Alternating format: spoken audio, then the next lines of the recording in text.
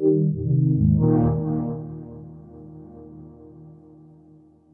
Total Sagas from Britannia, our first Sagas title. It is set in the Dark Age of Britain just after the Great Heathen Army. It's a really good starting point for a Total War Saga title. It's very unique, very different kind of time period, something very, for people growing up in British Isles, this is a very story that we all grew up with. The Vikings invading Britain, coming over on the longboats, and in this part of the game they've already started to settle the east coast, basically, of Britain. And it's a really interesting start point and a really interesting story to tell. Well, for Sagas we want to kind of do a more focused and pivotal moment in history. Maybe not as large and as grand as, say, the Roman conquest of the Mediterranean, for example, or Empire Total War, where you've got the entire world and you conquer it with all the various factions and so forth. But this is a very unique and very focused story in the British Isles, which we still do an epically large map on, with all the unique factions that come along with the British Isles at that time. But it's a very focused story in that regard. And you know, you've got the Vikings, the Saxons, the Irish, the Scottish, and they all have their own story to tell within this very short period of time. But so much happens in it. Alfred the Great in our timeline goes on to, you know, unite England and really set down the laws that would you know, put him in the annal history as the Great, the only British monarch to ever do that. But you could come up with a completely different story and timeline, with maybe the Vikings completed their victory and take over the British Isles.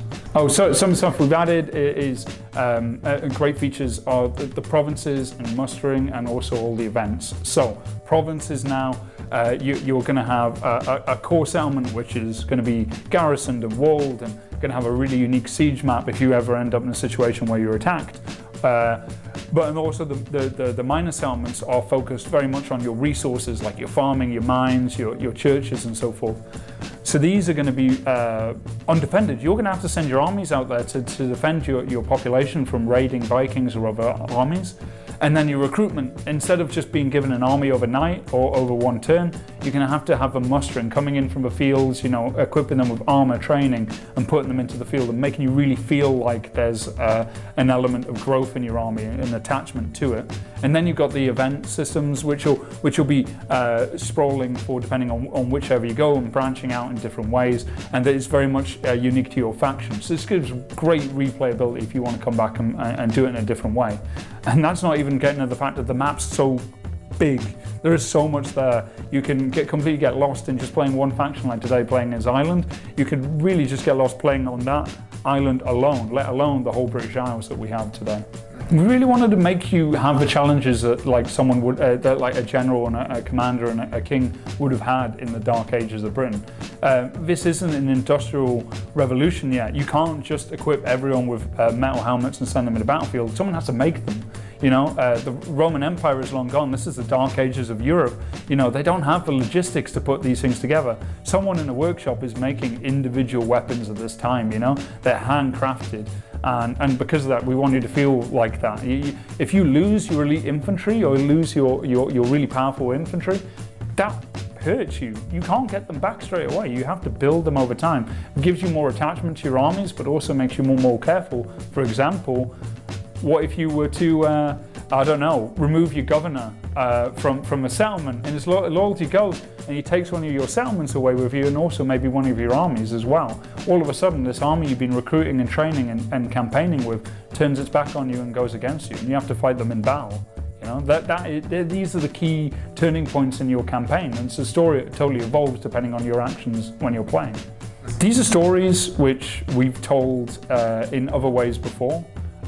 But we haven't done Vikings in a very, very, very long time, and they're ageless in that kind of how it resonates with an audience and how people like it. So even though it's something we might have touched upon before, the way we're approaching this one is completely different, and it's you know,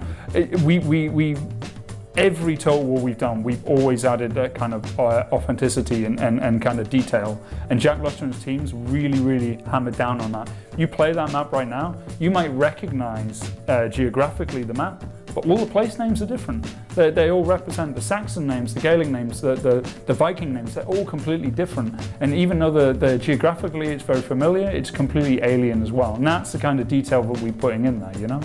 The sieges are absolutely epic. Unique siege maps for all the settlements.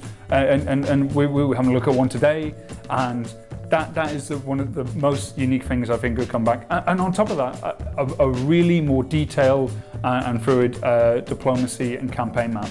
Lots of our hardcore players, and also anyone that plays a Total War game, can completely just get absorbed by the campaign map and everything. And it sets up the battles.